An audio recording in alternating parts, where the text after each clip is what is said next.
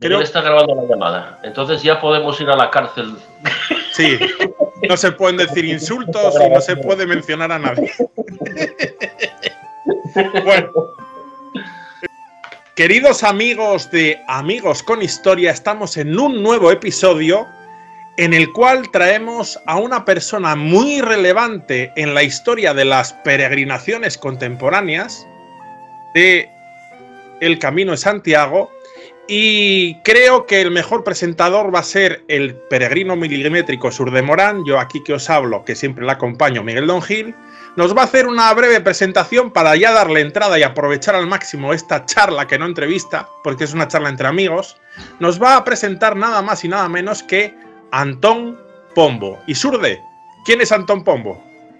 Con poner la palabra Antón Pombo, yo creo que estaría casi de más toda presentación. Pero como somos un equipo de divulgación entregado al público, pues vamos a hacer una presentación breve pero concisa a nuestra manera de quién es Antón Pombo, este grandísimo pionero de la investigación, de la promoción, divulgación, señalización de los caminos de Santiago, mucho antes de que se pusiesen de moda en los últimos años, mucho antes del gran Xacobeo 93, el gran boom institucional, de masas del Camino de Santiago, del Xacobeo 93, aquello que ya había estado Juan Pablo II, la Xunta de Galicia, luego de más autonomías, luego ya a nivel internacional. Pues Antón Pombo es uno de esos pioneros que siguió la estela de aquellos primeros locos del camino que pintaban con flechas amarillas detrás del párroco do Cebreiro, Elías Baliña, y prepararon aquella invasión desde Roncesvalles, ¿no? En los años 80, que vete a saber tú lo que pensarían, ya nos lo contará Antón, de aquellos primeros locos del Camino de Santiago. ¿Quién se le ocurre ir andando, habiendo coches? Para eso se están pagando las letras, caminar arriba para la montaña, para los picos de Europa.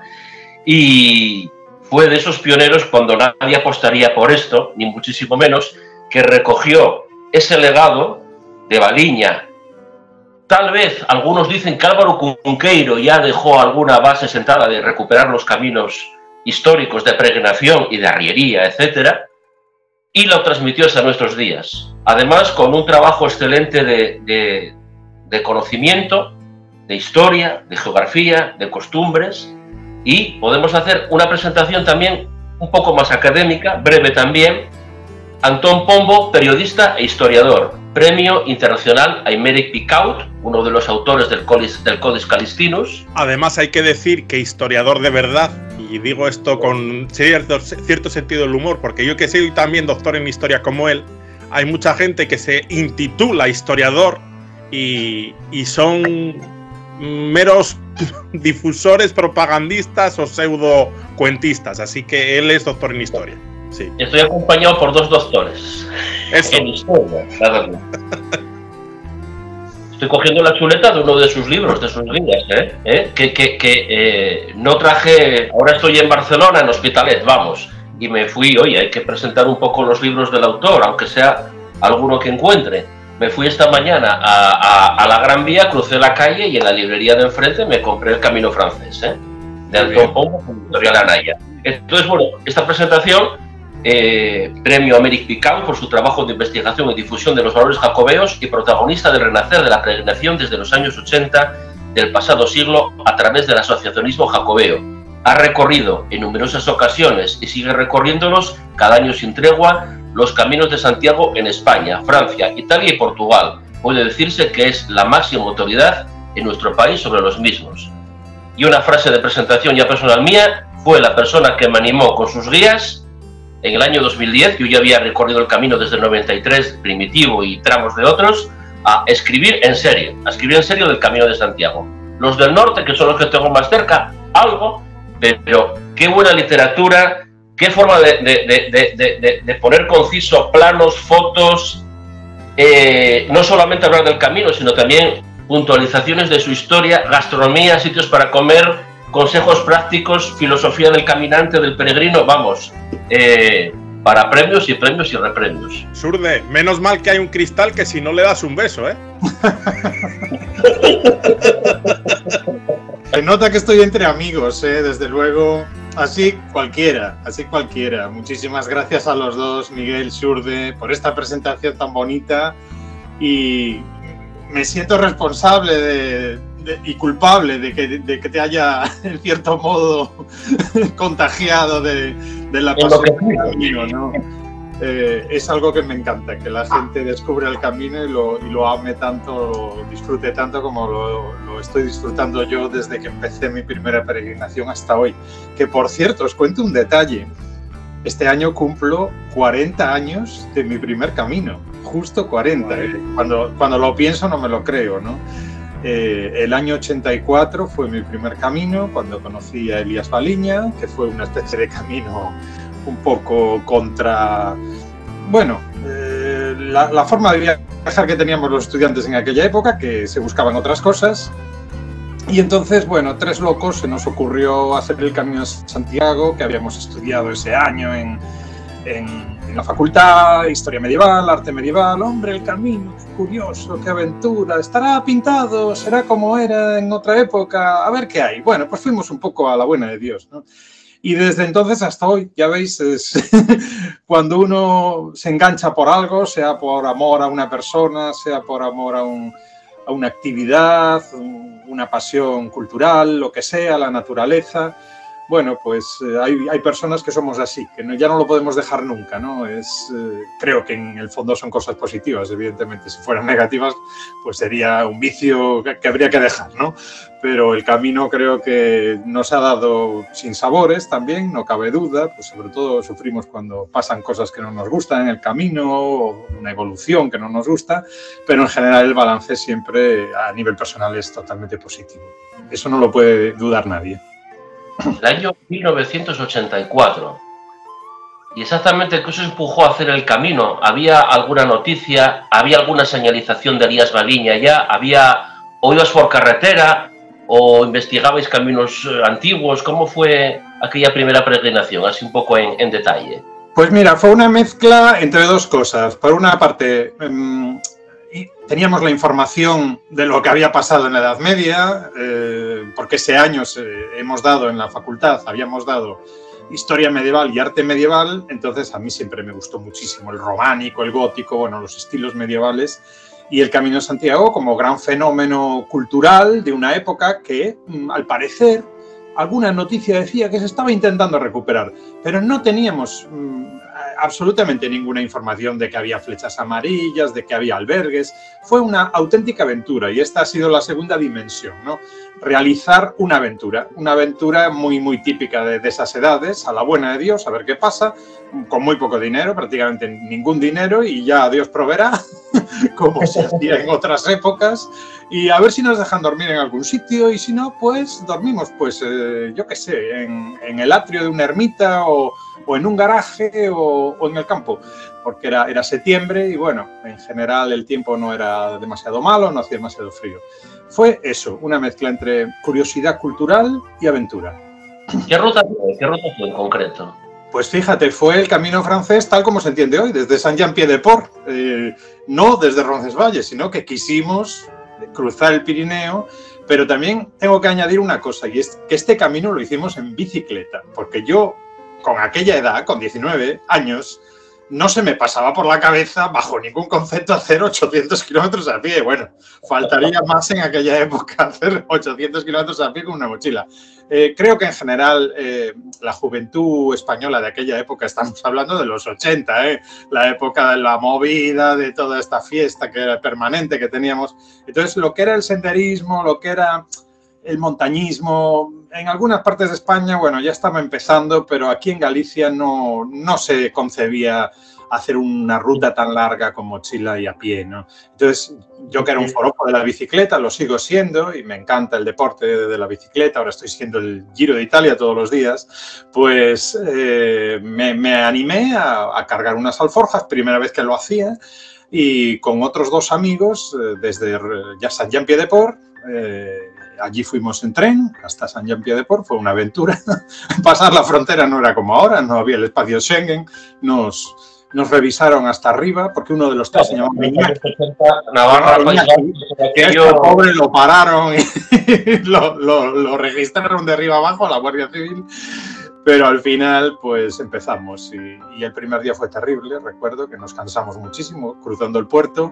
Estuvimos ya a punto de dejarlo el primer día, pero al llegar a Roncesvalles y ser también recibidos allí en la colegiata de Roncesvalles, pues dijimos, aquí hay algo en este camino, hay que seguir, hay que descubrir lo que nos espera, porque esto puede ser una historia muy bonita para contar el día de mañana a los nietos. ¿Había algún peregrino pionero como vosotros, aunque cayese por ahí de casualidad, coincidisteis con alguien caminando o en bici, haciendo lo mismo o parecido? El camino creo que lo hicimos en 13 días y en 13 días nos encontramos creo que 2 peregrinos.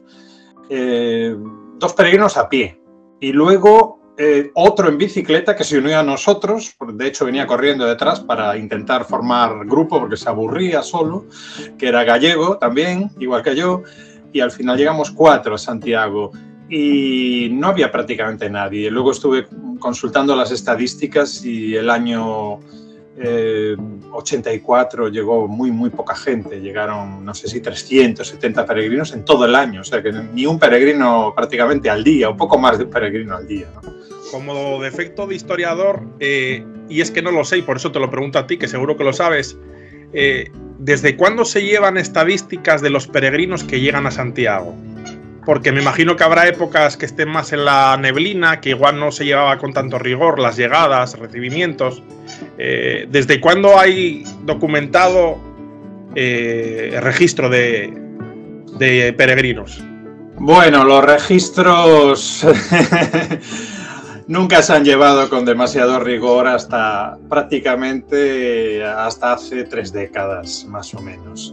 En la época en que nosotros peregrinamos, por ejemplo, y luego repetía el año siguiente, había que buscar en la catedral a quien te diera la compostela, si la querías tener, y no era un trabajo fácil, porque no había una oficina como ahora. Tenías que ir a la sacristía, preguntar si estaba el encargado, y te decían, bueno, es que ahora salió, pero vuelve dentro de 2 horas. Claro, nosotros que vivíamos en Santiago, yo vivía en Santiago, era un estudiante y estaba en la universidad, podía volver a la catedral y el día siguiente, incluso 2 días después, a preguntar. Pero evidentemente un peregrino que llegaba pues a lo mejor con más prisa o más despistado, pues no quedaba registrado ni recibía ningún tipo de documento. Los registros se conservan también en el siglo XIX, tanto del Hospital Real, personas que fueron a hospedarse al Hospital Real, como los que recibieron el certificado en la catedral, pero son poco rigurosos. O sea, había épocas en que a lo mejor un responsable sí lo hacía de una forma más seria y de una forma continua, pero en otras ocasiones no. Por eso yo siempre digo que estos datos que se utilizan de estos años anteriores al boom que comentaba Xurde de los años 90, de principios de los 90, son estadísticas que no valen porque no recogen posiblemente ni siquiera un porcentaje relevante de los que llegaban. De manera continuada, o sea, se empiezan a llevar rigurosamente desde principios de los 90, por decirlo así. Sí, y sobre todo desde 2004, que es cuando la Oficina de Peregrinación ya crea un sistema informático, digamos, serio o con un rigor, una base de datos. Entonces, desde 2004 publican las estadísticas, etcétera. Con anterioridad se apuntaba todo en libros de registro y a veces se hacían luego, al final del año, estadísticas, otras veces no. Esos libros no se conservan todos tampoco, en fin, que es algo muy reciente. Antón, y volviendo a tu primer camino, en aquel momento el camino era la carretera, porque no estaban todavía investigados los caminos antiguos, supongo. ¿O no? ¿O había algún camino ya señalizado por alguien? O... Bueno, ya teníamos, lo que usábamos en aquella época casi todos era el mapa que había editado la Asociación de Estella, que había editado un libro, un tomo con estudios y al final la cartografía y luego una separata de la cartografía. Y esa cartografía, que por cierto era bastante buena, era la que utilizábamos en aquella época antes de que luego Elías Baliña editara su célebre Guía Roja de Everest, que luego se convirtió en el principal cicerone de los peregrinos, ¿no? En aquel tiempo había ya muchas flechas amarillas, porque se empezaron a poner a principios de los 80, pero había tramos que no estaban bien marcados, que te perdías, y había mucha más carretera que ahora, evidentemente, porque cada vez que había un tramo que estaba cortado, o que no estaba bien estudiado todavía, o que estaba de algún modo cerrado por la vegetación o por cualquier otro motivo, pues te mandaban por la carretera. Nosotros, como este camino lo hicimos en bicicleta, pues también es seguro que nos saltamos muchas señales, porque no había tantas como ahora, o sea, solo había señales en los cruces, y ya sabéis lo que ocurre con las señales de pintura, que se aparca un vehículo delante, o hay polvo, o se corta un árbol, en fin, y desaparecen con bastante rapidez. Y no había tantas asociaciones a la vez como ahora, que estaban reponiendo flechas, ni administraciones poniendo mojones. Era muy fácil perderse, en aquella época, muy fácil. Entonces, continuamente nos dábamos cuenta que ya no íbamos por donde debíamos, y decimos, ¿ahora qué hacemos? ¿Volvemos atrás? ¿Enlazamos? Bueno, eso lo tengo todo escrito en un diario que algún día supongo que publicaré de esa peregrinación. Ahora sería un buen momento, después de 40 años. Y sí, danos la primicia. Eso, exclusiva. Una pregunta, ¿a Elías Baliña lo conoces en este primigenio viaje o es en uno posterior? Fue en este año, en el 84. Y yo creo que Elías Baliña estaba allí en una torre de vigía en lo alto de Ocebreiro esperando a los peregrinos, porque cada vez que llegaba uno y lo veía subir por la cuesta, aparecía el hombre allí en el medio del camino y decía, peregrinos, no, venid, tomaos algo, contadme cómo está todo, dónde habéis dormido, dónde está bien señalizado, tal. Entonces, en ese momento apareció por allí, y yo siempre lo cuento, que pensé, bueno, ¿quién será este señor? Porque no vestía como un cura, como un clérigo, o sea, vestía de paisano, y además con unas ropas bastante... Bueno, de cualquier manera, ¿sabes? Así, de andar por casa, porque siempre fue Elías Baliña muy así, no cuidó nunca mucho su aspecto. Entonces aparece allí en el medio gritando y nos miramos los cuatro, ya estábamos los cuatro, y decimos, ¿quién será este loco? Es que realmente pensamos esto, ¿quién será este loco? ¿Será algún loco del pueblo que quiere que le invitemos a un vino? Pues va aviado, porque estamos más bien para ser invitados que para invitar. Entonces se presentó, dijo que era el cura, nos miramos, dijo que viniésemos, que nos invitaba. Entonces ya la cosa cambió, claro, si nos invitaba a tomar un vino y a comer un poco de queso o un tazón de caldo, la cosa ya cambiaba, porque eso sí, siempre estábamos dispuestos, que éramos estudiantes sin muchos medios y con mucho apetito de hacer tanto deporte y subir la cuesta. Y entonces Elías, que era muy listo, luego lo supe quién era y ya me di cuenta desde el principio que era listo, empezó a preguntarnos a los cuatro, pero se dio cuenta de que el que estaba más interesado por el camino era yo. De hecho, el resto de mis compañeros hicieron ese camino y ya no lo volvieron a hacer, ¿no? Pero se dio cuenta de que yo estaba enganchado por el camino, porque hablaba con pasión de lo que habíamos vivido, que estaba emocionado, que las sopas de ajo de San Juan de Ortega, que Mariscal en Carrión, bueno, ya una serie de personas que él conocía, de Eruete en Estella, que no sabía. Y entonces dijo, hombre, pues un chico que está en Santiago como tú me tiene que ayudar y tal. Y yo decía, bueno, ¿ayudarle a qué? A decir misa de sacristán. Y me dijo, no, hombre, no, a recuperar el camino. Bueno, esto fue ya la gran sorpresa, ¿no? Que diga a unos estudiantes que acaban de llegar, de 19, 20 años, decirnos que le tenemos que ayudar a recuperar el camino. Y entonces nosotros, que teníamos la retranca que tenemos los gallegos, decíamos, hombre, don Elías, pero nosotros no somos nada, ¿cómo le vamos a ayudar? ¿Qué le vamos a ayudar? Para eso está la universidad, están los ayuntamientos, está... Y entonces la respuesta de Elías, me acuerdo como si fuese ayer, es, con esos, nada. Lo que tenemos es que trabajar nosotros, los que nos gusta el camino, porque esos no hacen nada. Esos prometen, pero no hacen nada. Y ahí empezó esta relación. La verdad es que me cayó simpático. Aquel hombre, dije, este es un antisistema ya.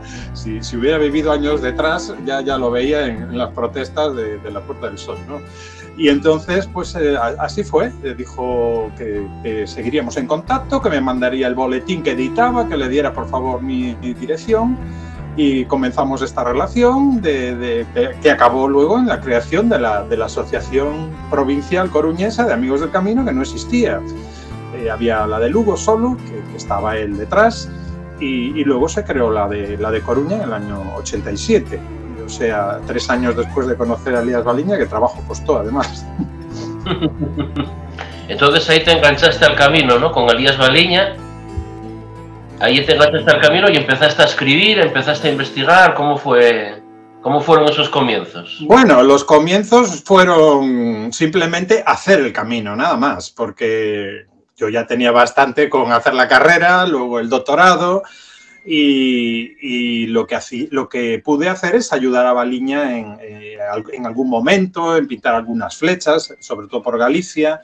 Luego asistí también a las primeras jornadas históricas que organizó Baliña por el Camino de Santiago, que fue muy bonito en el año 86. En el año 85 volví a hacer el camino en bicicleta otra vez, pero desde Somport, para variar, y volví a hablar con Elías y dijo, ves, ya, tú ya estás en el camino, tú tienes que seguir aquí, tal, ya estás enganchado, venga. Y fui con él al congreso de Jaca, el famoso primer congreso de asociaciones jacobeas, que fue un poco ya cuando Baliña empezó a estar enfermo y dar el relevo a otras personas que siguieron, y él fallecería pues 2 años después, ¿no? En Ocebreiro. ¿Y cuándo empezaste a publicar esos maravillosos libros? ¿Cuáles fueron los primeros libros? ¿Libros, o artículos, o revistas? Bueno, os voy a confesar una cosa que creo que no la he dicho nunca, y es que yo sentía un gran deseo. Lo que pasa es que Baliña ahí nunca me dejó de ayudarle a hacer las guías, porque a mí me encantaba desde niño todo esto de la cartografía, los viajes, las guías, escribir para que otros puedan hacer una ruta o visitar un territorio. Entonces yo siempre decía, yo de mayor tengo que dedicarme a hacer guías porque me encanta. Bueno, mis padres me decían, no, la carrera, olvídate de eso. Pero cuando salió la guía del camino de Elías Baliña, dije, esto es lo que a mí me encantaría hacer, ¿no? No solo una guía descriptiva, sino que él hizo una investigación previa sobre el terreno de cuál era el camino antiguo, y luego cuál era el camino antiguo que se podía aún recorrer, el que estaba cortado y las alternativas que proponía, ¿no? Entonces, algún día me gustaría ser el heredero de Elías Baliña y poder hacer yo también guías. Y cuando Elías Baliña falleció, sus guías lamentablemente no hubo quien las supiese continuar, y quien tomó el relevo fue El País Aguilar, ¿no? La famosa guía en papel, estamos hablando en aquellos tiempos, de Paco Nadal, que durante una década prácticamente fue la principal guía del Camino de Santiago que utilizábamos los peregrinos, ¿no? Y entonces yo decía, bueno, ya, ¿qué le vamos a hacer? Ya hubo aquí alguien que tomó el relevo, otras muchas editoriales también sacaron guías, pero bueno, yo estaba muy liado en aquellos tiempos y no podía permitírmelo. Hasta los años 90, que edité mi primera guía del Camino de Santiago desde Ponferrada, que fue una guía muy, muy, muy detallada, de estas guías que uno no las va a rentabilizar en su vida, porque le dediqué tantísimo tiempo a la guía, haciendo el camino, entonces ya a pie, recogiendo datos de todo tipo, de leyendas, de folclore, de arte, de historia, anécdotas, todo tipo de cosas históricas, de la actualidad. Fue una guía muy, muy densa, yo creo que muy bonita desde el punto de vista cultural, pero solo de estos tramos próximos a Galicia. Y hasta que Paco Nadal, digamos que dejó la guía del País Aguilar y la siguieron haciendo otras personas, pero también con menos entusiasmo, pues no hubo oportunidad de que la editorial para la que yo trabajaba entonces, y sigo trabajando hoy en día, que es Anaya de Turismo, pues aceptaran la propuesta que ya le tenían encima de la mesa desde hace muchos años de hacer una guía del Camino de Santiago. Y entonces el jefe me dijo una cosa, bueno, tenemos mucha competencia, entonces solo hay una manera de que esta guía pueda funcionar. Y yo, ¿y cuál? Que sea la mejor de todas. Y dije, bueno, pues vamos a intentarlo, vamos a intentarlo. Y bueno, creo que lo conseguimos después de unos años en el mundo de la edición en papel, que como sabéis hoy en día, bueno, pues ya ocupa un papel valga redundancia, más testimonial en lo que es la divulgación del camino, más romántica. Hay gente que la sigue usando, porque las guías de papel pues son un recuerdo, puedes hacer anotaciones, la guardas ahí con tu Compostela y con tu credencial y es el recuerdo de tu camino. Y bueno, seguimos con ellas, con el nuevo formato que es el que Xurde nos ha mostrado hace un instante, ¿no? El formato moderno, que hemos sacado un nuevo formato mucho más ligero, de bolsillo y práctico, sin grandes descriptivos de la ruta, porque ya no es necesario, centrado en los aspectos prácticos, y es la que estamos sacando desde hace 1 año y medio. Empezamos con el camino francés, el camino inglés, y el año que viene, si Dios quiere y tengo energía, pues le va a tocar al camino norte y al camino primitivo. Ah, muy bien. Mira, vas a venir por aquí. En el primitivo tienes ya un buen compendio. Que ahí tengo yo varias ediciones del Camino Norte Primitivo, que incluye Fisterra Muxía, y ahora vienes de Estados Unidos, de Brasil, también te mueves por Francia, te mueves por Italia, caminos ya paneuropeos, podemos decir. Bueno, el trabajo en Francia, en Italia, en Portugal ha sido gracias a mi colaboración desde hace 6 años con Gronce, ¿no? Que es una empresa que yo he visto colmadas todas mis expectativas de poder entrar en la divulgación del mundo online, porque creo que es hoy en día la página online de divulgación de los caminos de Santiago mejor que existe, ¿no? A nivel internacional, no solo en castellano, sino en el mundo. Y de hecho la prueba es que ha crecido en visitas de usuarios de una barbaridad y se ha convertido en un referente, ¿no? Entonces en Gronce he podido hacer algunos itinerarios que los tenía siempre en la agenda, ¿no? Pero así ha sido al mismo tiempo pues un trabajo también, como son los caminos en Francia, la ruta de Arles, la ruta de Le Puy, y en Italia la Via Francigena, el Camino San Francesco, el Camino San Jacopo en Toscana. Italia es una maravilla, yo animaría, bueno, yo tengo devoción por Italia, estuve allí 1 año con una beca en Roma, hablo italiano y es un país que me encanta, ¿no? Después de España y Portugal, posiblemente sería mi tercer lugar favorito en el mundo. Y bueno, esto ha sido una posibilidad, como digo, de divulgar caminos jacobeos en otros países. En cuanto a lo de Brasil y Estados Unidos, bueno, este año me ha tocado la lotería de que me han invitado a dar unas conferencias fuera de Europa. Realmente el camino nunca me había llevado tan lejos. Bueno, había estado, sí, en Colombia hace unos años, también dando unas conferencias del camino. Y lo que sí percibo cada día con más nitidez, es una experiencia personal, subjetiva, pero yo creo que podría casi hacer una fórmula matemática, y es que cuanto más lejos estamos de la meta, o sea, de Compostela, de Galicia, de España, de los caminos nuestros, más pasión existe en la gente y lo viven con más intensidad, porque para ellos, claro, la experiencia de venir a un país que para ellos es lejano y les cuesta dinero, evidentemente, el pasaje, pues es una experiencia que muchas veces es una vez en la vida o 2 veces. Entonces, lo tienen hasta cierto punto, yo diría que también idealizado el Camino de Santiago, ¿no? Nosotros estamos más en el barro, en el día a día, en el pelearnos entre nosotros, las asociaciones, con los problemas, las administraciones, cómo evoluciona el camino, pero ellos lo ven de otra forma. Lo ven de otra forma porque para ellos es una experiencia vital muy profunda, que les deja una gran huella, y entonces están absolutamente abducidos por el camino, enamorados del camino. Y es una forma muy bonita la de entrar en contacto con estas asociaciones o con estos peregrinos de otros países, porque te rejuvenecen. Yo creo que es la palabra, te rejuvenecen. Cuando tienes muchos prejuicios o ya estás un poco harto de muchas cosas, pero en ellos ves el futuro que a lo mejor aquí ya no lo vemos porque ya estamos explotando el camino de otra forma, ¿no? Era una pregunta que yo te quería hacer y mira, me lo has dejado tú aquí en bandeja. ¿Tú consideras que a día de hoy el camino tiene mayor consideración y mayor difusión en el exterior?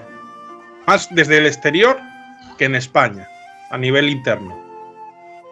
Bueno, las cifras son elocuentes, ¿no? Cada vez hay más peregrinos extranjeros, pese que a ellos les cuesta más trabajo venir aquí y que tienen barreras culturales o idiomáticas, pero sobre todo barreras económicas, porque los que vienen de Corea, evidentemente, esto no es un paseíto aquí al lado, ¿no? Es un viaje muy caro y teniendo en cuenta esos países que trabajan tanto y tienen tan pocas vacaciones, están poniendo toda la carne en el asador. O sea, el año que vienen al camino, todas sus vacaciones, el mes que tienen de vacaciones o menos, que no llega a un mes, lo consumen íntegro en un solo lugar, en un solo destino.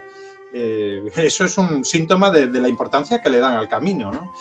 Y sí, en el mundo de las asociaciones también estoy percibiendo que las asociaciones extranjeras y sobre todo lejanas, incluso vamos a irnos ya al este de Europa, vamos a irnos a otros continentes, son las que hoy en día están viviendo el camino con más intensidad. Y no solo el camino, sino también otros aspectos relacionados con la peregrinación, como puede ser, por ejemplo, la práctica de la hospitalidad, ¿no? El voluntariado en los albergues de acogida tradicional. Bueno, cada vez viene más gente de lejos, de Canadá, de Estados Unidos, de Brasil, de Asia, de Argentina, de Sudáfrica, Australia.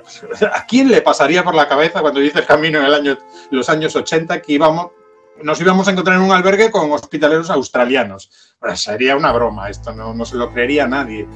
Entonces, eso es lo que yo creo que tenemos que abonar, mantener esa pasión de los lejanos, que además el camino se está abriendo a nuevos países insospechados por completo, algunos totalmente exóticos, como el año pasado Indonesia, que es algo que aún no nos explicamos, no sabemos cuál es el fenómeno que está trayendo a tanta gente de Indonesia al camino, más que de Japón, imaginaos. Filipinas, bueno, Filipinas se puede entender más por afinidad cultural, porque son católicos, pero está llegando gente de unos lugares que hasta hace poco tiempo nadie lo podría creer, que llegara gente de lugares tan exóticos o incluso de culturas tan distintas, ¿no? Yo creo que hay alguna barrera todavía en el mundo. Por ejemplo, los países musulmanes no vienen todavía, pero es cuestión de tiempo cuando se den cuenta de que el camino de Santiago no es un camino religioso, no es ir a la Meca para ellos, sino que es un camino abierto a todos, con otros valores. Entonces también llegarán posiblemente por curiosidad, y luego el efecto contagio, bola de nieve, el boca a boca, vendrán otros y se irá abriendo a nuevos países, no me cabe duda. Sí, a veces es por una publicación de un libro, de una traducción, de un documental, de una película, que de repente parece que llegan de aquel país. Pasó en Estados Unidos con la película de Way, que de repente hubo muchísimos peregrinos norteamericanos. Luego de Francia, de Alemania, y a veces venían con una novela, con una guía que se había publicado, y eso hacía que siempre apareciesen por ahí unos peregrinos de aquellos lugares, ¿no? De aquellos países. Bueno, Francia y Alemania siempre estuvieron ahí, pero eso, Indonesia, Rusia, India, ¿qué hacen aquí? Pues mira, pues a veces es porque hubo algún tipo de documental, película, novela, guía traducida. Sí, de eso no cabe duda. Y hay lo que hoy se dice, la trazabilidad, está estudiada en muchos casos. El primer boom fue Paulo Coelho. Paulo Coelho en el año 87, cuando publicó su libro El diario de un mago, pues eso generó un movimiento, sobre todo en el ámbito de Sudamérica primero, de Brasil y otros países de Sudamérica, y luego en el resto del mundo, porque se tradujo a no sé si 40 idiomas su novela, ¿no? Y luego todo lo que has comentado, evidentemente, son fenómenos mediáticos, Happe Kerkeling en Alemania, evidentemente The Way en el mundo anglosajón, sobre todo Estados Unidos, Canadá y también México. Después estas dos autoras de Corea que editaron 2 libros, El camino, una mujer sola, que es Kim Jong-un, creo que se llama una de ellas, que también en Corea fue un fenómeno, y luego los realities que se hicieron en Corea. En Japón ha habido programas de máxima audiencia también en los años 90, principios del milenio. En fin, que sí, evidentemente son aceleradores. Yo diría que hay ya un fenómeno, que es el Camino de Santiago, que es global, pero en cada ámbito cultural o en cada país pues hay diversos aceleradores mediáticos que provocan una subida en el número de peregrinos en un momento dado. Y quisiera... Álvaro Cunqueiro, que no se me pase, ¿tuvo que ver algo en la prehistoria de la recuperación del camino cuando lo recorrió con 600? Bueno, yo Cunqueiro creo que no tuvo una influencia realmente en la llegada de peregrinos. Lo que sí tuvo influencia posiblemente es en los grupos culturales gallegos que en esa época vivían a espaldas del Camino de Santiago, y Cunqueiro, bueno, agitó un poco el cesto demostrando que el camino tenía una gran riqueza. Además, su primer viaje fue motivado por la curiosidad de que en la prensa se estaba publicando de que estaban haciendo unas obras en el camino, unas obras de mejora del camino para recuperar los núcleos tradicionales, entre ellos Ocebreiro, o sea, la primera gran empresa de Elías Baliña, que fue recuperar el pueblo de Ocebreiro, ¿no? El poblado de Ocebreiro, las pallozas, la iglesia que estaba a punto de caerse. Entonces, movido por esa curiosidad fue, y después acudió otra vez en el Año Santo para escribir su célebre serie de artículos en el Faro de Vigo, que es cuando llegó con el 600 y bueno, vinculó sobre todo el camino con las grandes sagas literarias, las leyendas de Parsifal y del Santo Grial, esto que le gustaba siempre a Cunqueiro, ¿no? De hecho, a sus 600 creo que le puso el nombre de Don Gaiferos, le llamaba Don Gaiferos. Entonces, bueno, Cunqueiro en estado puro, ¿no? La Bretaña gallega, la diócesis de Britonia y todo eso intervenía sí, ahí, El mago Merlín de Mondoñedo. Una pregunta que es profunda, pero yo creo que es interesante planteársela. Y yo no sé si en algún artículo tuyo, Antón, lo he visto, o yo le he sacado esa idea después de leerlo. ¿Puede el Camino de Santiago morir de éxito? Mira, esa es la gran pregunta que nos hacemos todos hoy en día, que es casi una pregunta existencial, ¿no? Más propia de la filosofía, previa a la filosofía científica a partir del siglo XIX, ¿no? Y XX. Entonces, ¿puede el camino morir de éxito? Pues yo daría una respuesta doble. Diría, puede morir de éxito la versión o la dimensión del camino turística. ¿Por qué? Porque el turismo, todos lo sabemos, se mueve por las modas, las ofertas, las demandas, los circuitos, las opciones de compra, de consumo. Entonces, la gente que ahora está haciendo el Camino de Santiago por moda, movidos por la gran publicidad que existe, el efecto llamada, las agencias que venden sus paquetes, este consumo leve que hay del camino de pocos días, el camino en 5 días, los 100 kilómetros, estas cosas, ese camino es posible que no resista mucho tiempo esta explotación intensiva que se está realizando actualmente. Sin embargo, creo que el otro camino, el camino de siempre, el camino de los peregrinos, el de larga distancia, el de las personas que vienen a vivir una experiencia intensa en el camino, a reflexionar, o por una dimensión o una vocación religiosa, por un voto espiritual, vamos a decir también, o la espiritualidad laica, porque hoy en día todo este tipo de pensamientos están presentes en el camino. Yo creo que ese, en cambio, no va a acabarse, no digo nunca, pero desde luego en mucho tiempo, porque ya tiene muchos siglos de vigencia desde el descubrimiento del sepulcro y sobre todo desde el siglo X, que ya tenemos testimonios de peregrinos ultrapirenaicos, y esa forma de peregrinar, esa no va a desaparecer. Lo que sí es posible es que los números a los que estamos habituados ahora, algún día, no sé cuándo, este año no, evidentemente, porque este año otra vez se van a batir todos los récords del mundo mundiales. Salió hace 2 días que se habían sobrepasado los 100.000. Todos los días, sí, y bombas, y en fin, la tele y tal.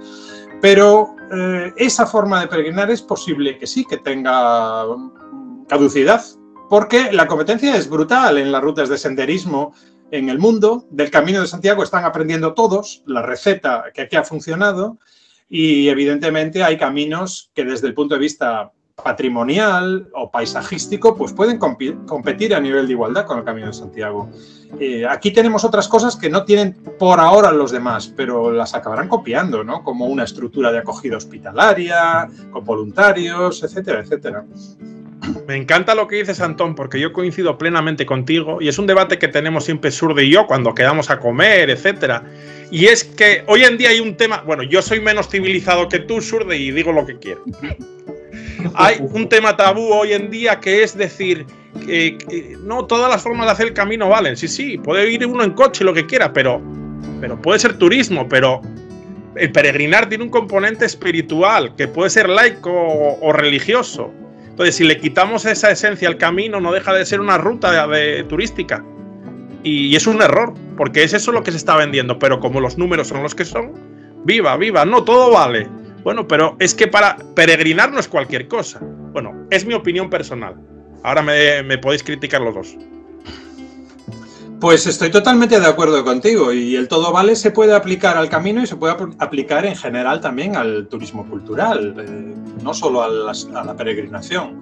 Entonces el todo vale hoy en día está causando daños irreparables y en muchos casos irreversibles en muchos bienes patrimoniales, ¿no?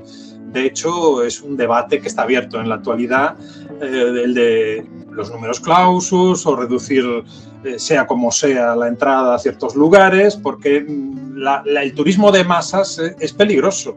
Es peligroso porque ahí entra tanto la gente que realmente tiene pasión por viajar o interés cultural, como otros que no tienen ningún interés, que van a lugares patrimoniales solo para hacer fiesta o para divertirse o no saben ni lo que hay en un museo. En fin, las modas, el consumo, esto es algo que hoy en día en el turismo es una preocupación muy grave, ¿no?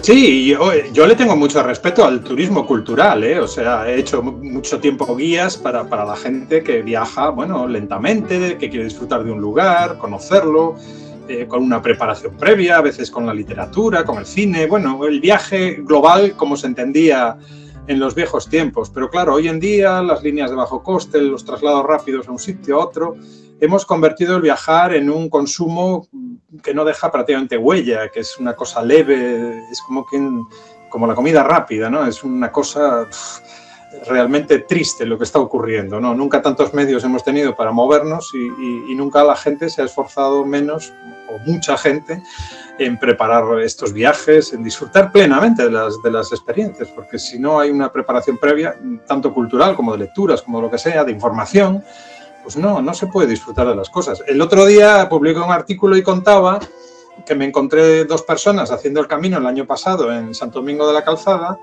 y típica conversación de peregrinos. Hombre, ¿qué tal? ¿Cómo os va? ¿Qué? ¿Ya visteis el gallinero? Y me miran como si fuera un marciano. ¿Qué gallinero? No, el que está en la catedral. Peor todavía. Dicen, pero este se quiere quedar con nosotros, ¿no? Además, eran unos extranjeros que pensaban que les estaba tomando el pelo. Entonces tuve que ir a la receta universal, que es coger el móvil y decirles, hombre, mira, os pongo aquí la web de la catedral, mira, aquí es que hay un gallinero dentro, y es porque hay una leyenda medieval que todos los peregrinos, bueno, sentían curiosidad por ella. Ah, sí, pues fíjate, no sabíamos nada. Bueno, en cualquier caso, como tenemos el alojamiento aún a 12 kilómetros, no tenemos tiempo y ya nos vamos porque queremos llegar pronto para descansar. En fin, es la nueva forma de hacer el camino. La gente va por el camino y no se entera de lo que está haciendo. Sí, claro. En tus guías con Anaya y en tus guías de Gronce y tus artículos, festejas más al peregrino que va con lentitud, sin demasiada prisa en el reloj, que se para a ver algo aquí y allá, aunque el peregrino no puede estar parándose todo el tiempo para verlo todo, pero tener unas pinceladas de los sitios, conocer un poco los sitios por donde está pasando. Pero yo creo que últimamente veo más en foros y demás la típica pregunta, oye, ¿puedo hacer el camino primitivo en 8 días? Corriendo y tal, y todo, sí, si corres y tal, pero te lo estás perdiendo todo. Hombre, cada uno vale como quiere, como puede, en plan competición, en plan marcha militar o en plan maratón, pero te estás perdiendo un poco la esencia, no solamente el patrimonio paisajístico o el patrimonio incluso gastronómico, cultural, monumental, sino que te estás perdiendo pues la convivencia, el hablar aunque sea unos instantes con un peregrino, con un vecino, con el camarero que te está poniendo la cerveza o el dueño del bar. Y yo creo que es una cosa que te quiero felicitar, que siempre estés abogando por ir al camino sin prisas. Y donde llegas, pues si tienes que marchar más, lo retomas y haces unos caminos completos o una ruta cultural en condiciones. Más que una competición, hay el reloj, bueno, para tener prisas tenemos el resto del año, 11 meses y medio para correr en la ciudad. Sí, ya lo has dicho perfectamente, lo has expresado con total claridad. El camino es un absurdo ir al camino a hacer deporte, a hacer una competición. El deporte lo vas a hacer, porque si estás muchos días en el camino, caminando, es un ejercicio físico potente. Vas a quemar calorías, vas a llegar con los músculos de las piernas muy desarrollados y también mentalmente muy limpio, muy renovado, porque el cuerpo cuando se renueva físicamente eso se traslada luego a la mente, ¿no? Es un proceso que está estudiado, además yo no estoy inventando nada, lo dicen los médicos que saben de estas cosas, ¿no? Pero sí, es verdad y se puede poner también el ejemplo de las personas que salen a primera hora antes de la madrugada, antes del amanecer, perdón, y hacen las etapas o gran parte de la etapa a oscuras para llegar corriendo al siguiente lugar, para tener una plaza en los albergues. Bueno, eso es el completo absurdo, no tiene sentido ninguno. Los italianos en los años 80 inventaron aquello del el slow travel o el slow food, y yo siempre digo que esto ya estaba inventado antes por los peregrinos, porque la peregrinación es una experiencia básicamente lenta. En el pasado siempre fue de larga distancia, de larguísima distancia en muchos casos, a veces el viaje duraba años. No nos imaginamos, tenemos itinerarios de peregrinos que llegaron del otro extremo del mundo, de Armenia, de por ahí, y se pasaban 3 años dando vueltas por Europa, porque no solo venían a Compostela, iban a ver otros santuarios y otros lugares. Y entonces siempre fue un lugar de iniciación, de aprendizaje. Y eso hay que hacerlo despacio, evidentemente. Rápido no vas a aprender nada. Exige un esfuerzo por parte de las personas. Y a mí una de las cosas que más pena me dan es lo que acabas de comentar, que en el camino es un espacio de encuentro con la gente que vive a pie de ruta, que en algunas rutas ya están aburridos de los peregrinos, pero en otras no. Están deseando encontrarse un peregrino para hablar con ellos. Y de encuentro con tus propios compañeros de ruta, ¿no? Entonces, eso es enriquecedor, dedicar tiempo a la conversación, al intercambio de ideas, primero sobre la propia experiencia, pero luego de otras muchas cosas, porque todos sabemos que en el camino la confianza se genera muy rápido. Es un espacio utópico en el cual todos caminamos hacia una misma meta. Imaginaos lo que sería la humanidad si todos caminásemos hacia una misma meta. Eso sería una balsa de aceite, no habría guerras ni habría problemas. Entonces, como todo es tan fácil en el camino, hablar es fácil, aunque no se dominen los idiomas perfectamente de las otras personas, pero la comunicación es muy fluida, y perderse eso por estar a las carreras o por estar todo el día con el móvil, que también hay gente que llega a los albergues y se tira 3 horas a mandar todas las fotos que hizo durante el día a sus amigos, no sé para qué, para hartarlos de paisajes o de monumentos, que los amigos estarán diciendo, bueno, 1 o 2 vale, pero a ver, ¿qué quieres de pasarnos por el hocico todo el camino? Va a estar un mes pasándonos todos los días. Entonces, es un absurdo. Hoy en día yo creo que no se piensa en lo que se hacen las cosas sin pensar, y nos falta un poco de tiempo para el pouso, que decimos los gallegos, ¿no? El tiempo para que se forme el pozo en la taza de té, para que las ideas se concentren y podamos sacar algo en claro de lo que hacemos, no solo en el camino, sino en la vida en general. Un camino que nos parece tan maravilloso, tan mágico, tan protegido, últimamente pues hay serias amenazas sobre el camino y sobre los caminos. Hay proyectos, sobre todo cerca de Santiago, en Galicia, varios. Aquí, por conocer uno que tenemos en Asturias, la salida por la nueva supuesta Ronda Norte, en los primeros kilómetros, y no siempre los peregrinos están funcionando pues al unísono a la hora de denunciar, debatir, presentar alternativas a cosas que pueden poner en peligro no ya solamente el camino en la parte más romántica, sino a toda una industria turística en lo bueno y en lo malo, de albergues, de restaurantes, de sitios de tiendas, que ya está hecha. La industria no solamente pues chimeneas echando humo, también es una industria que incluso lleva lo audiovisual, la fotografía, etcétera, etcétera, ¿no?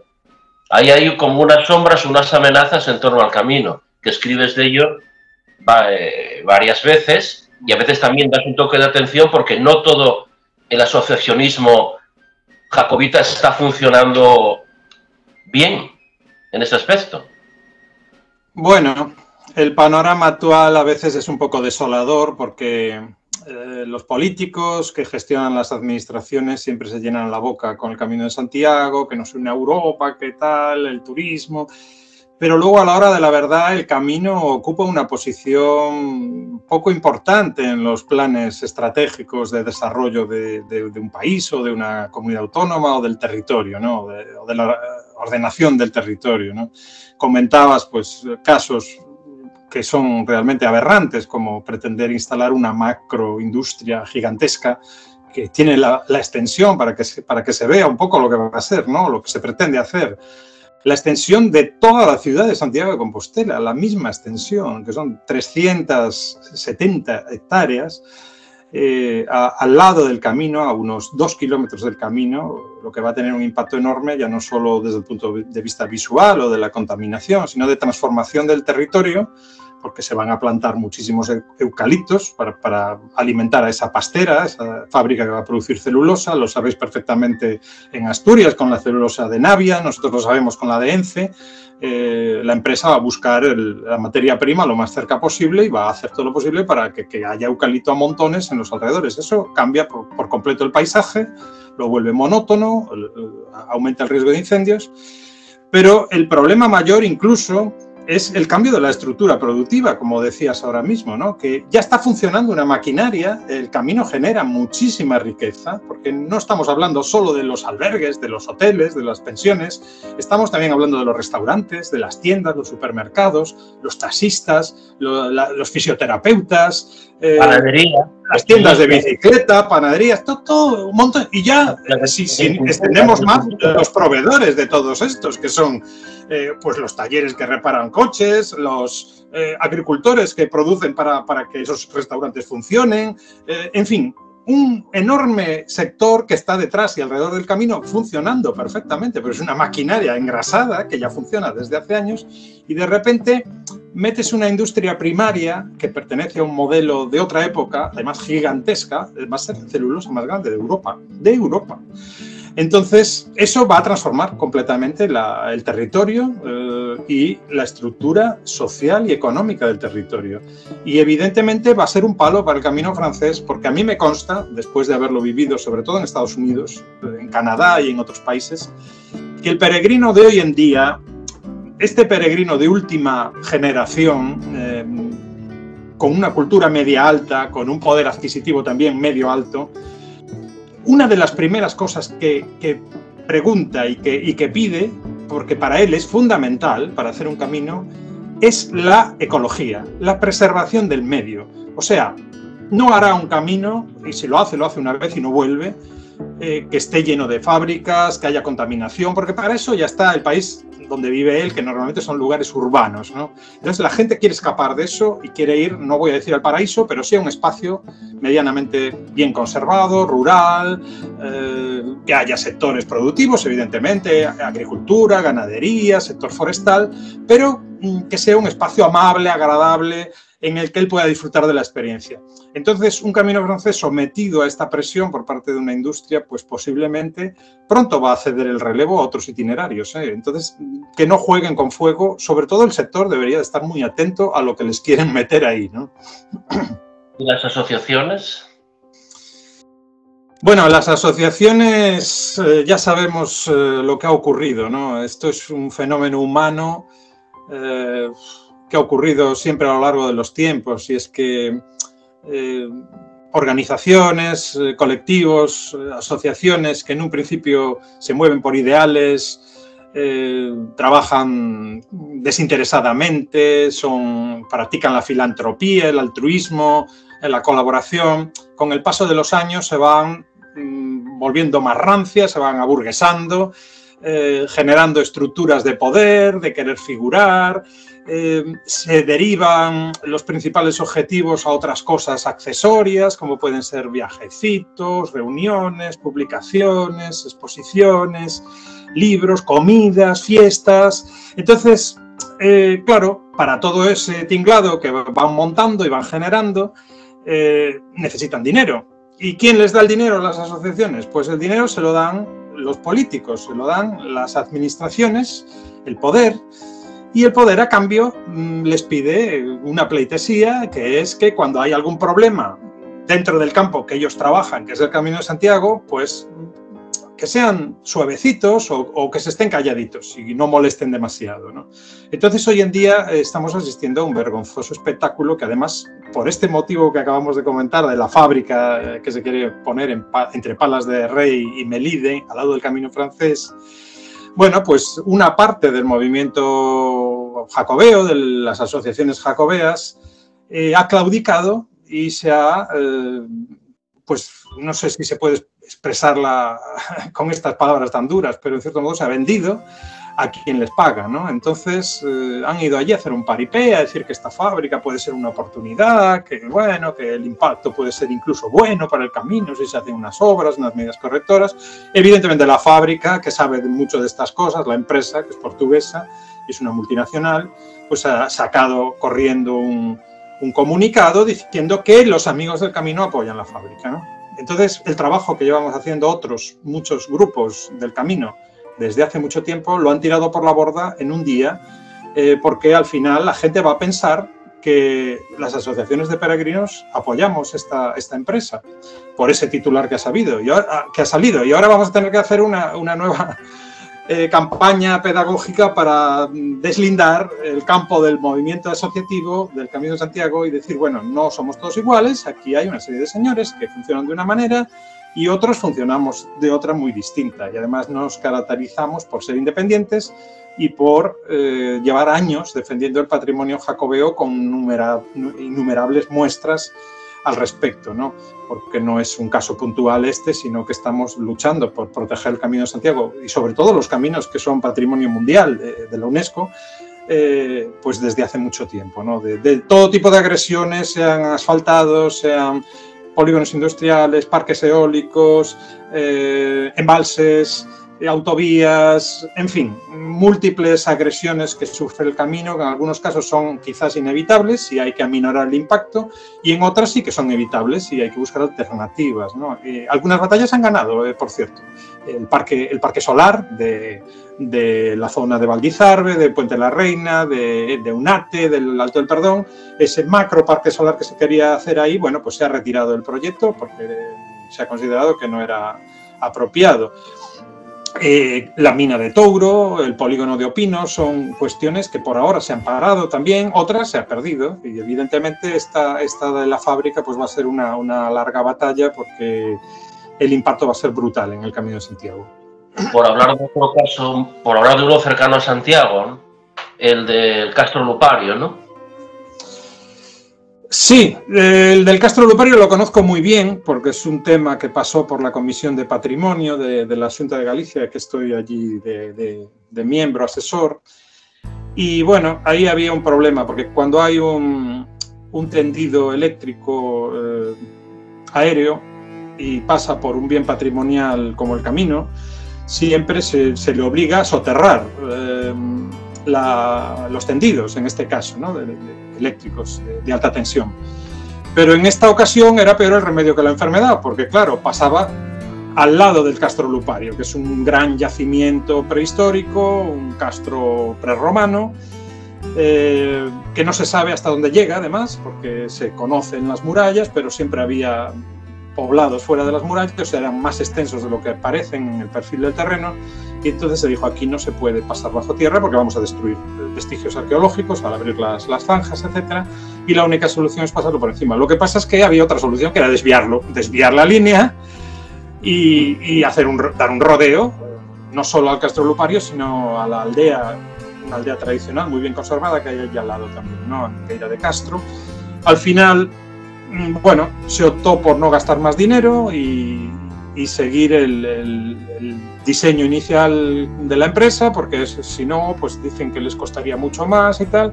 Y bueno, hicieron una barrabasada, que la verdad es algo que no cabe en la cabeza, que ya no solo por el camino portugués, por la afección al camino portugués, o por la afección al Gran Robledal, Carballeira, como lo llamamos nosotros, que había allí, sino sobre todo por el Castro Lupario, que es uno de los principales vestigios de la leyenda jacobea, ¿no? De la traslación, supuesta morada de la reina Lupa, vinculado con toda esta leyenda y toda esta historia tan bonita que algún día debería ponerse en valor y crear una ruta específica de la traslación también alrededor de Compostela. Bueno, pues digamos que ha sido una batalla perdida y lamentablemente no se ha podido hacer nada. ¿Puedes decir algo, Surde? No, Miguel, es igual. Es que no quería que se me pase. Sí. No, dila tú, venga, y luego hablo yo, no te preocupes, venga. ¿Tienes alguna querencia especial, Antón, por algún camino que hayas ayudado especialmente o que te haya impactado especialmente o porque le tengas algún tipo de apego, qué sé yo, el de Fisterra? Bueno, no sé. Evidentemente, mi camino del corazón, no como peregrino, sino porque lo he recuperado junto con los compañeros de la asociación, así estudiado, promovido desde el inicio, es la prolongación a Fisterra y Musía, y además vivo en el camino a pie de ruta, ¿no? Entonces es un camino que lo vivo intensamente, lo conozco muy bien, sus tradiciones. Lo he recorrido 100.000 veces, casi todas las esquinas, puedo citar hasta las cucarachas que cruzan a cualquier hora del día por el camino, ¿no? Es una broma, pero es prácticamente, lo conozco muy bien, ¿no? Sin embargo, a nivel de experiencia personal como peregrino, todos los caminos me han aportado cosas. Entonces no puedo decir, me gusta más este, o este es mejor, este es peor. Lo que sí puedo decir es que los caminos largos me han aportado mucho más que los caminos que no son tan largos, porque el tiempo en el camino es importante, y también he de decir que desde el punto de vista paisajístico, patrimonial, he disfrutado más en caminos fuera de España, curiosamente, ¿no? En concreto en Italia y en Francia, ¿no? La Vía del Épuy yo creo que es un camino bellísimo desde todo punto de vista, está además muy bien organizado, también la acogida, y tiene unos paisajes espectaculares. Allí no hay eucaliptos, solo son bosques tradicionales. El camino de l'Épuy-en-Velay, sí, el que viene desde l'Épuy-en-Velay hasta Saint-Jean-Pied-de-Port y hasta el Pirineo, ¿no? Un camino de un mes, prácticamente, es un mes. L'Épuy está en Auvernia, o sea, cerca de Clermont-Ferrand, y es un camino largo. Luego en Italia también la Vía Francigena me ha encantado, o el Camino San Francesco, que no es un camino de Santiago, pero es un camino precioso.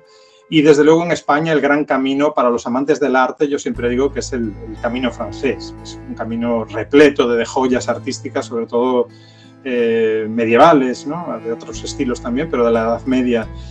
Y como caminos de naturaleza, a mí quizás el que más me ha gustado, sin haberlo hecho a pie desde Sevilla, ha sido el camino de la Vía La Plata, ¿no? Que he hecho la parte norte, sobre todo, y el resto he hecho solo etapas sueltas en bicicleta, ¿no? Es un camino también fantástico, bosque mediterráneo, en primavera, bellísimo, flores, y ciudades patrimonio mundial, Mérida, Cáceres, Salamanca, una ciudad tan bella y tan rica de patrimonio como desconocida como Zamora. En fin, es un camino también muy interesante. Y los paisajes verdes, las montañas, el mar, pues claro, el norte no hay parangón, ¿no? Sin embargo, los caminos portugueses, que tienen tanto éxito hoy en día, sobre todo por la accesibilidad a los aeropuertos de partida, sobre todo el de Porto y en parte también el de Lisboa, son caminos que la administración no los ha trabajado lo suficientemente, necesitan inversión, porque son caminos interesantes, pero tienen que aminorar muchos efectos negativos que hay en esos caminos, ¿no?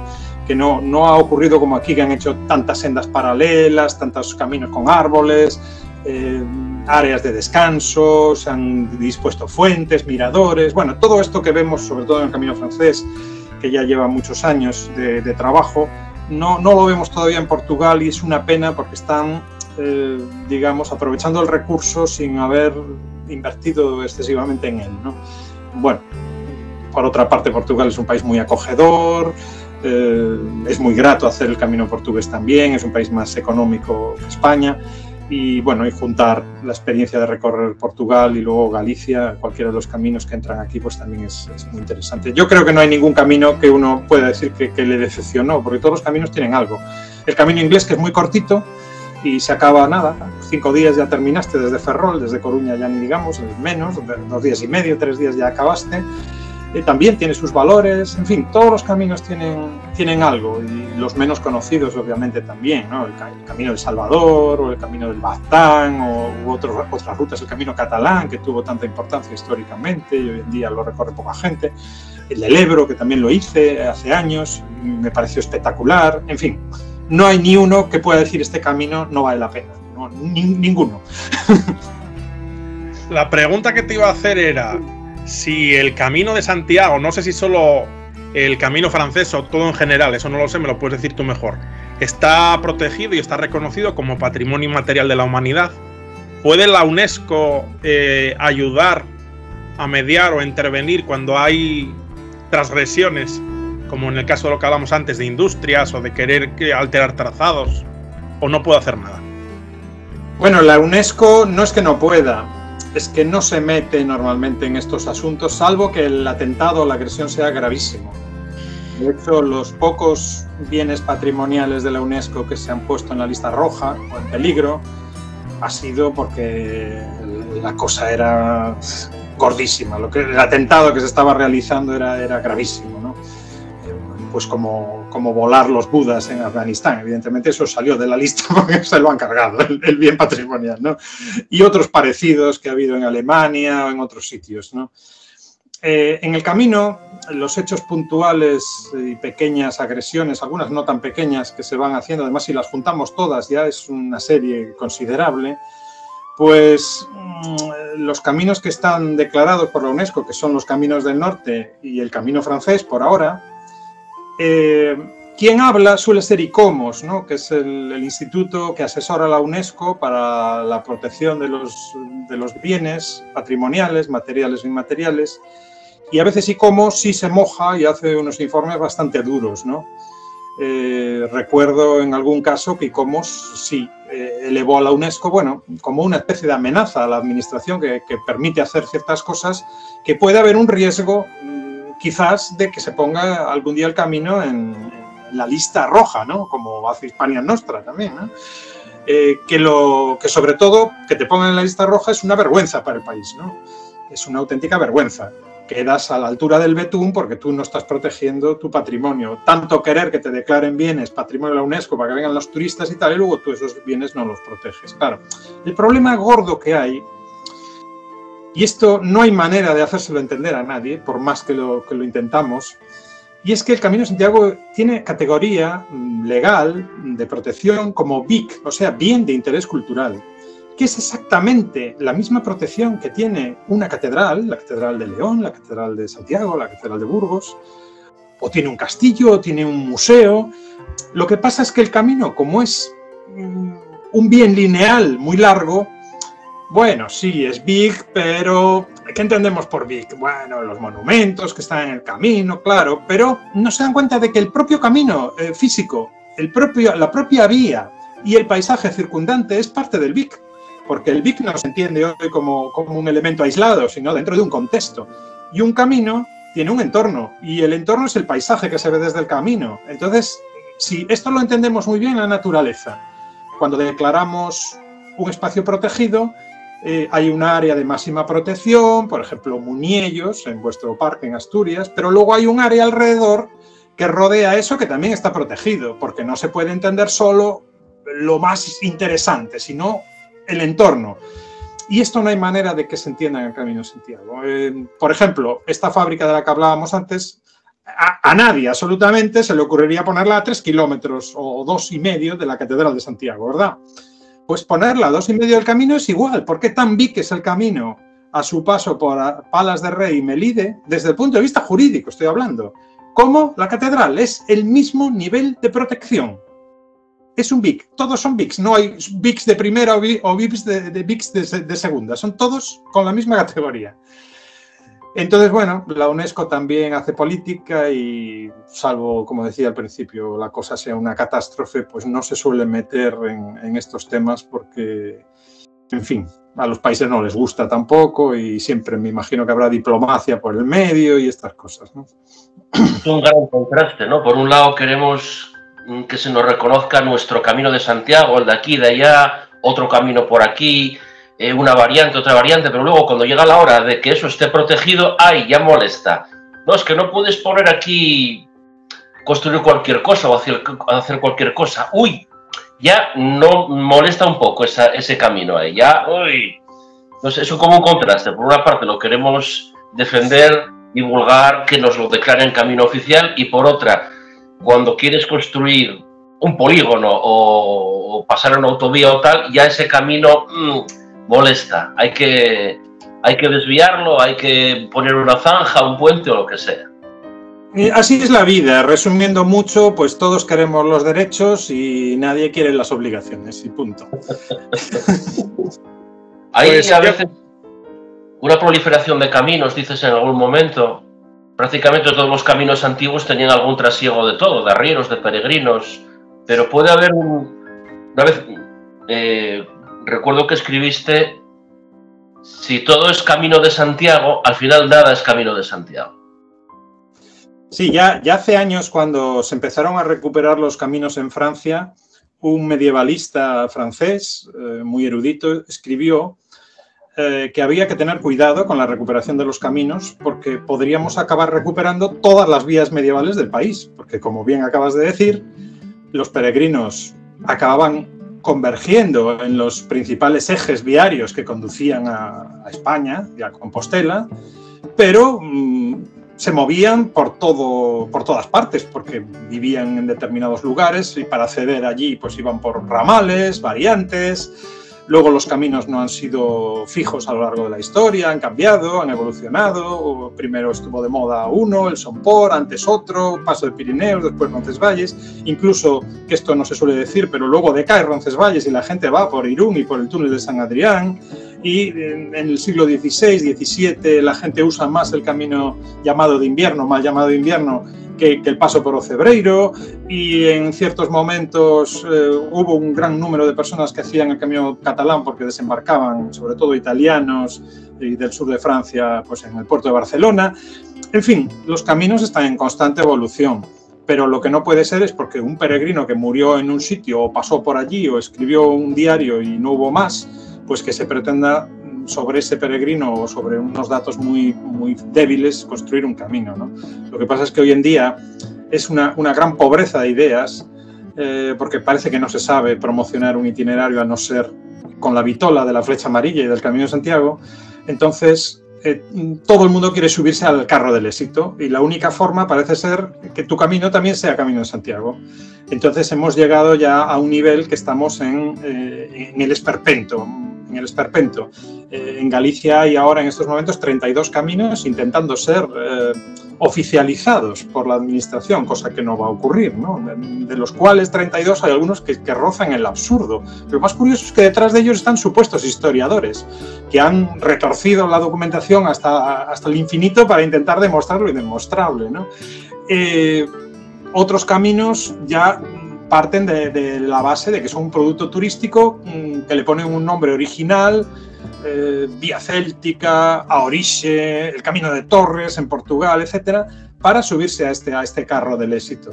Los caminos en Canarias, por ejemplo, que yo he combatido y me han llamado godo y me han llamado de todo desde allí, pero es que no se dan cuenta de que para hacer bien las cosas, si ellos quieren tener un camino contemporáneo, que no está probado que viniera mucha gente de Canarias a hacer el camino en la Edad Media ni en la Edad Moderna, pero bueno, tienen su derecho a conectarse a las grandes redes de caminos, como todo el mundo hoy en día. Pero entonces hay que diseñar un camino interior que pase por lugares de devoción, que haya iglesias de Santiago, capillas, etcétera, pero luego un puerto, supuestamente, aunque luego no lo haga nadie, pero un puerto desde el que hay que embarcarse para luego llegar a Compostela. Pero el camino de Santiago, sin Santiago de Compostela, eso ya es el colmo, ¿no? Porque entonces tendríamos miles de caminos de Santiago a una ermita, a un monte a una iglesia que esté dedicada a Santiago. Entonces ya es el absurdo elevado al grado sumo, ¿no? Mi pregunta es, ¿hay un procedimiento oficial por el cual se puede analizar si una ruta puede ser reconocida como Camino de Santiago? Hay un procedimiento oficial. Bueno, por decirlo que se entiende. Como con las recetas de cocina, cada uno tiene la suya en función de la administración, ¿no? Y de cómo sea de grande el filtro.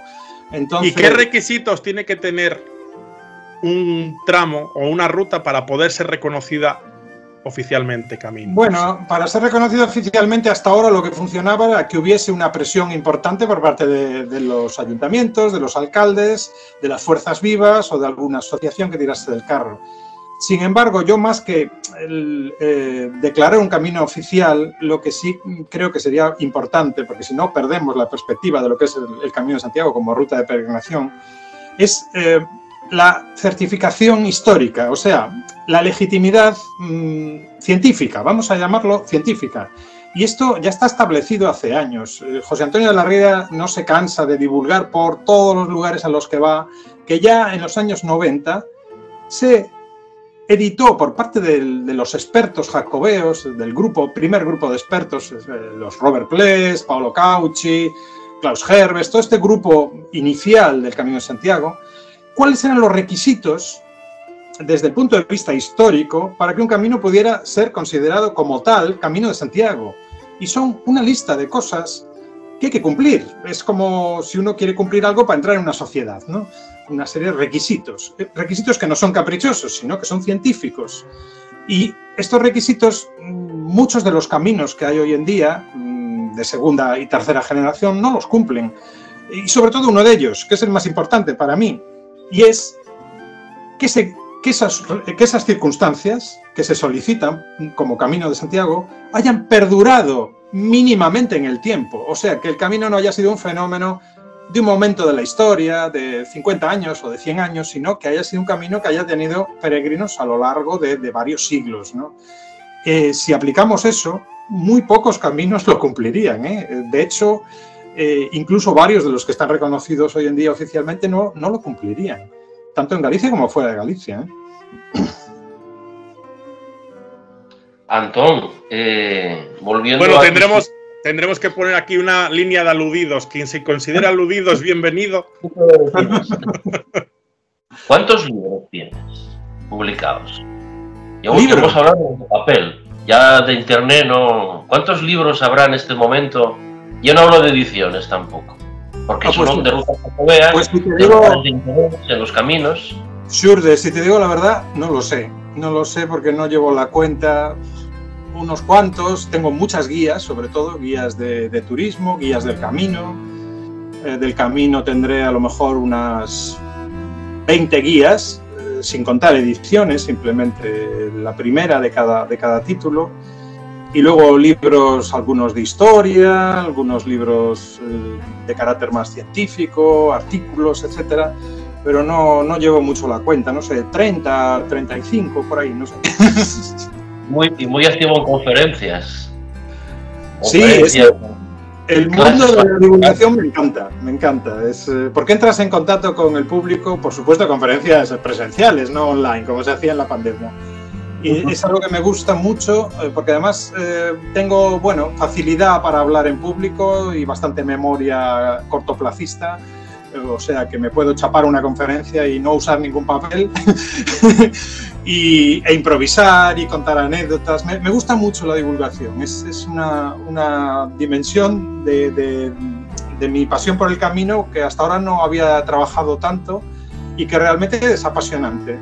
Y es una forma sobre todo de conectar mucho con la gente. Me encanta. Cuéntanos un poco tus últimas conferencias en el extranjero, que además era en Estados Unidos, pero en zonas no Nueva York ni Washington, sino no sé si era Colorado, digamos, el Estados Unidos profundo, ¿no? También en Brasil estuviste. Bueno, fijaos que el estado de Colorado, que yo también pensaba que era el Estados Unidos profundo, resulta que es uno de los estados más dinámicos, progresistas y modernos de la Unión, ¿no? Y además con una gran pasión por el senderismo, porque es un estado poco poblado y con mucha naturaleza, que tiene las montañas rocosas, ¿no? Y he visto la tienda de equipos de trekking y de senderismo más grande que he visto en mi vida, ni los grandes Decathlon que hay por aquí. Es algo impresionante con qué pasión viven lo que es el senderismo. Entonces ellos ya tienen una primera puerta abierta para conectar con el Camino de Santiago, ¿no? Y aquello fue una experiencia curiosa porque fue un grupo de peregrinos el que organizó todo y me invitó a ir allí. En un principio sin ayuda de instituciones, luego sí se consiguió alguna, pero fue todo el entusiasmo de una serie de personas de la comunidad latina, además de Colorado, que representan el 30% de la población del estado. Es que Estados Unidos es un mundo, aquello cada estado. Yo no había estado nunca en Estados Unidos, lo tengo que confesar, y mi primer contacto con el país, Denver y Colorado, ¿no? Que no es el lugar al que va uno por primera vez en Estados Unidos, ¿no? Y quedé sorprendidísimo, ¿no? Luego también el gran trabajo que desarrolla en Estados Unidos American Pilgrims, que es la asociación de peregrinos más grande del mundo, tiene 50.000 socios, es una auténtica barbaridad. Y además con un compromiso con el camino real, también económico, porque cada año, además de mandar muchos voluntarios a trabajar aquí en los albergues, además mandan todos los años una cuantiosa ayuda para los albergues de distintos caminos, no solo el camino francés, de todos los caminos que hay en España y en Portugal. En cuanto a Brasil, es un mundo completamente distinto, mucho más efusivo, extrovertido, pasional. Allí entiendo que hubiese calado Paulo Coelho porque estaban predispuestos para este sincretismo del camino con otro tipo de creencias y tradiciones, ¿no? Y el esoterismo y el New Age y todo esto. Pero lo que percibí en Brasil es que ya tienen un conocimiento muy maduro del camino. De hecho, son una potencia editando libros del camino. Y el congreso que organizaron, había 350 personas, que esto es muy difícil que ocurra en España o en Europa, que se junten 350 personas apasionadas del camino cada 2 años, durante 3 días, pagando de su bolsillo todo, para asistir a un encuentro, más que un congreso, era un encuentro con una serie de conferencias, ¿no? Brasil nos enseña a nosotros entusiasmo, pasión, capacidad de conseguir cosas aunque parezcan imposibles. La verdad, como país, Brasil es un país fascinante, ¿no? Es una potencia, va a ser en el día de mañana. Está creciendo y se está transformando a una velocidad enorme. Y yo creo que ahora que ha pasado la pandemia y que han pasado las crisis económicas, que Brasil va a volver a enviar un gran número de peregrinos a España. De hecho, casi todas las personas que estaban allí confesaban que ya tenían sus reservas para venir a hacer el camino este año o el próximo. Y muchos de ellos ya era la segunda, la tercera, la cuarta vez que venían, ¿no? O sea, gente verdaderamente enganchada del camino. Tienen divulgadores, tienen periodistas, tienen bloggers, youtubers. Es un mundo. Brasil es un mundo. Las conferencias que diste, ¿te dieron ellos el tema? ¿Era libre? ¿De qué trataban? En Estados Unidos me dejaron que hablara de lo que quisiera, y entonces, como eran 2 conferencias en universidades y 2 para el público general, 2 de ellas fueron divulgativas, hablando sobre todo de los caminos y de la tradición jacobea, de la historia, de las leyendas, todas distintas, eran 4 conferencias distintas, y en la universidad fueron un poco más especializadas, ¿no? Una hablando del perfil, la evolución del perfil del peregrino a lo largo de la historia, desde la Edad Media hasta la actualidad, y la otra era sobre los símbolos y ritos del Camino de Santiago, también desde los orígenes hasta el presente, ¿no? Como hoy en día, bueno, muchos de los ritos antiguos se han transformado y algunos se han malentendido, en fin. En cuanto a Brasil, fueron 2 conferencias, una en el Encuentro y otra en el Instituto Cervantes en Río de Janeiro.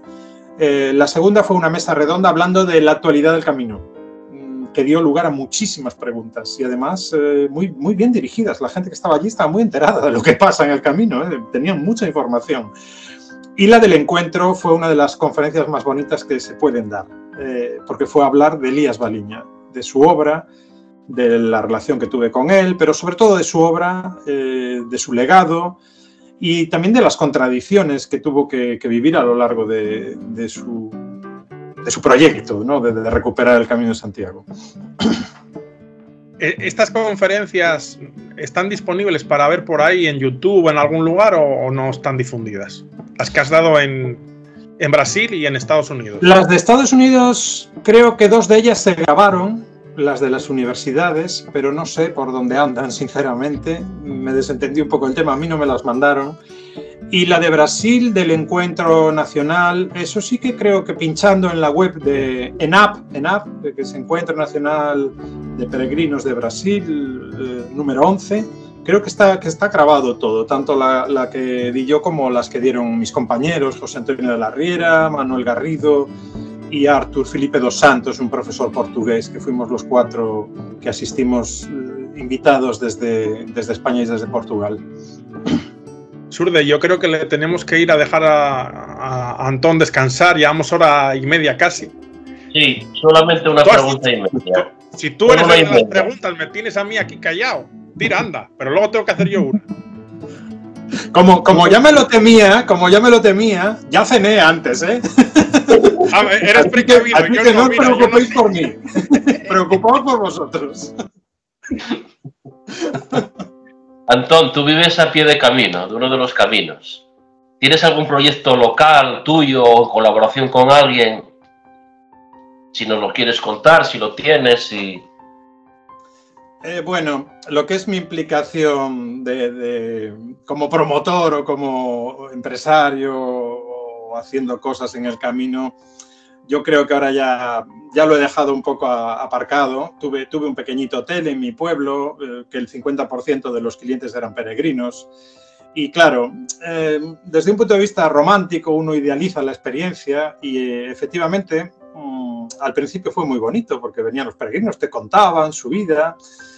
Luego te vas dando cuenta de que como ya sabían que estabas ahí, venían a hacer una especie de gran terapia contigo de fin de ruta y a veces te tenían 2 horas hablando. Claro, un día 2 horas no pasa nada, otro día 2 horas no pasa nada, pero es que yo estaba llegando a casa todos los días a las 11:30, 12 de la noche y me tenía que levantar luego a las 6:30 para dar los desayunos. Entonces fue por una parte bonito, pero por otra parte agotador, ¿no? Porque hay que saber deslindar los campos y cuando tú estás en la hostelería no puedes estar en la divulgación del camino o en la terapia de los peregrinos, estás en otra cosa, ¿no?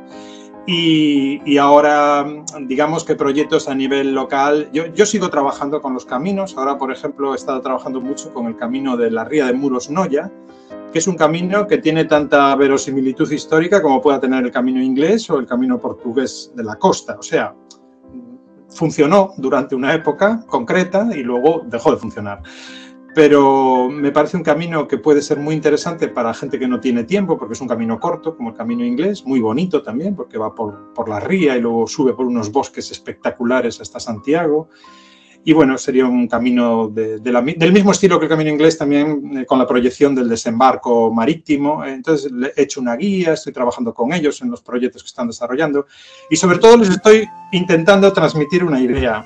Y es que como no los van a reconocer oficialmente, entonces lo que tienen que hacer si quieren tener peregrinos y que funcionen como un camino de Santiago es generar un camino que prescinda de todos los vicios que tienen el resto de los caminos en Galicia. O sea, no querer construir la casa por el tejado, no pensar solo en el turismo, que si hacen unos albergues estén gestionados por asociaciones comprometidas con el camino y con voluntarios, porque de esos albergues hablará todo el mundo.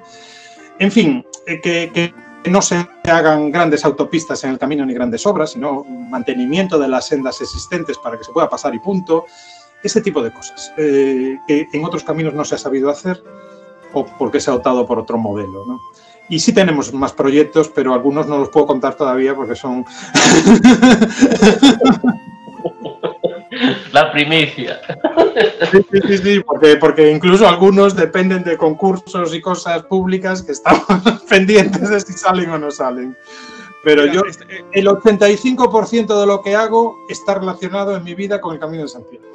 Incluidas las amistades, incluida la familia, incluido todo. Me ha gustado mucho lo que has comentado porque tú se lo has aconsejado en esta ruta de Muros-Noia, pero esto es aplicable a otros. Es decir, aunque haya caminos que no vayan a ser reconocidos como Camino de Santiago, hay una alternativa que es hacer pues una ruta cultural, histórica, como le queramos llamar, y que no tenga los vicios de las grandes vías. Yo creo que los consejos son unos tips que son muy buenos para potenciar otras rutas. Sí, efectivamente. Hablando el otro día con un peregrino suizo, me decía, no, el camino aquí está muy bien, en España, muchos servicios, muy bien señalizado, demasiado señalizado, tenéis embadurnado todo el camino de flechas, es un poco excesivo. Dice, pero estáis empezando a perder algo que a medio plazo os va a quitar gente, sobre todo senderistas o gente que le gusta hacer senderismo por sendas, por rutas. Y es esto de intentar convertir el camino en una pista agraria o forestal de 3 o 4 metros de ancho, homogénea continuamente, que todos los caminos sean iguales, sin respetar las diferencias tipológicas, viarias que existen, y luego un exceso de celo en que no puede haber ni una poza, ni un problema, o sea, todo perfecto, todo con la pisonadora y tal. Y me decía, en nuestro país, algo que comprobé cuando hice el camino la Vía Francígena en Suiza, en nuestro país las intervenciones en las rutas de senderismo, también caminos de Santiago que cruzan Suiza, son mínimas. Es única y exclusivamente para que se pueda pasar, pero no echamos zahorra, ni echamos grava en el medio del monte, ni metemos máquinas, no, la gente quiere sendas naturales lo más acopladas al medio ambiente posibles, ¿no? Entonces mucha gente, claro, llega al sur de Europa, hablaba de aquí, pero también hablaba de Portugal y de Italia, ¿no? Y encontramos estas grandes vías y esto pues no nos gusta tanto, es otra cosa. O pedimos el desayuno o tendremos que quedar con Antón otro día. No, si él tiene tiempo y puede y quiere, pues estupendo, se puede hacer otra ronda en un mes, 2, 3, cuando fuere. Bueno, ya por quiero que se os enfríe el pote o la fabada, lo que tengáis para cenar, o el cachopo, no quiero que se os enfríe por mi culpa. Es que Surde es lo peor que te puedes encontrar. Te alarga la conversación y a última hora ya la corta cuando él quiere. No puede ser. Bueno, este sentido del humor que nos caracteriza yo creo que es positivo. No, solo te quería decir ya por colofón, ya no te voy a hacer más preguntas para dar a esto un poco de orden y seriedad, cosa que algunos no tienen, Surde. Quisiera preguntarte qué te parece esta nuestra humilde y pequeña iniciativa que pretende unir un poco lo que es hablar de peregrinaciones, pero unir también la historia, cultura, tradiciones. ¿Qué te parece Caminos con Historia? Sí, pues ya he visto por internet algunos de vuestros programas, como el del Monte Sacro, el último que recibí, pues fundamental me parece, porque además un historiador, ¿cómo le va a parecer esto, hombre? Divulgar la historia, sobre todo hacerla amena, porque el problema durante muchos años de los historiadores ha sido que no se sabían transmitir las cosas, ¿no? Y todos hemos tenido profesores en la universidad que sabían mucho, pero luego como comunicadores eran un desastre, ¿no? Y no generaban interés en los alumnos, ¿no?